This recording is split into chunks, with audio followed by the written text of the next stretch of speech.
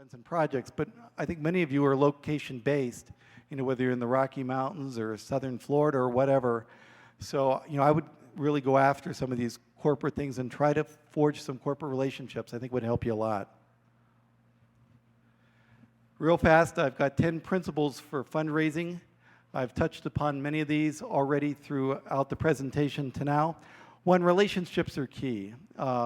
Just like in sales, having a relationship, knowing people who know people, networking is how you're going to get the money.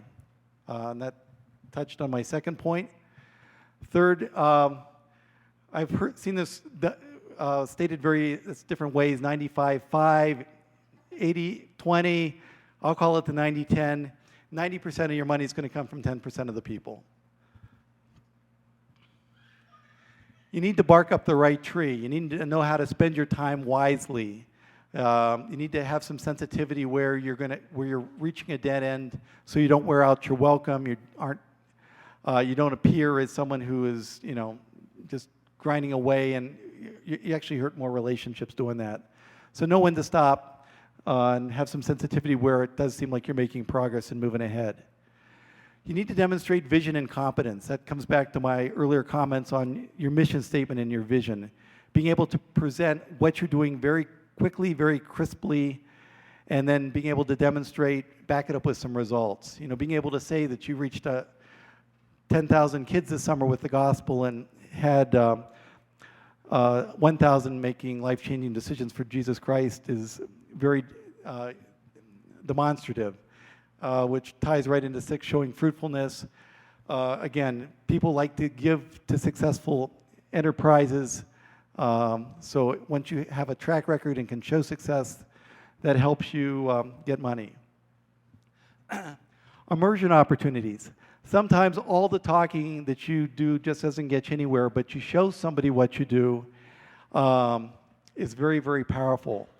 One of the things we try to do with Livin It with donors is to get people to the Livin It events. Nothing turns someone who's kind of just, I'm thinking about it, yeah, maybe I'll give you some money, into having them write the check is to get them to a Livin It event. To see 3,000 kids just, ooh and ah as these guys do their kick flips and I can't give you all the terms that you guys know, the 540 whatevers. Or, backflips on the BMX bike, and then hearing a Christian Hosoi share the gospel, and then having 10% of the crowd come forward, some with tears, accepting Christ for the first time. That turns a heart, someone who's just thinking into, yes, tell me how much you want. So giving people those immersion opportunities to really see what you do, experience what you do, can very much turn a fence sitter into a giver. You want to provide some inspiration. You want to transfer your emotion for these kids. You want to communicate passion.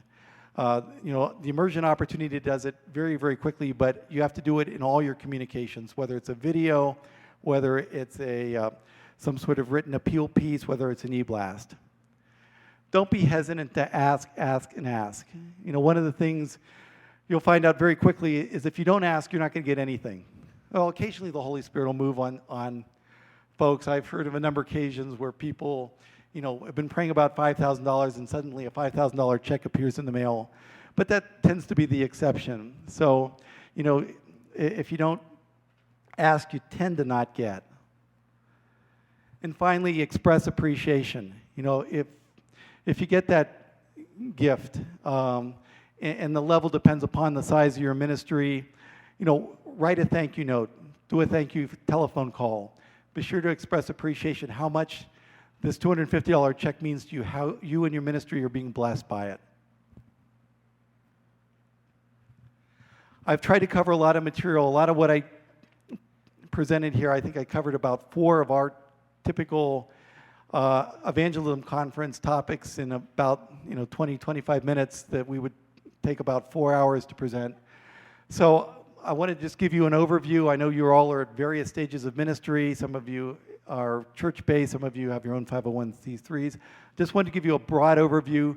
Please feel free to give me a call or buttonhole me over here later on. I'd be happy to spend as much time as any of you need on any of these topics or on any other topics that relates to the business of ministry. Really appreciate your time, your being here, and I just would encourage you to continue just being faithful in what you're doing. God bless all of you guys.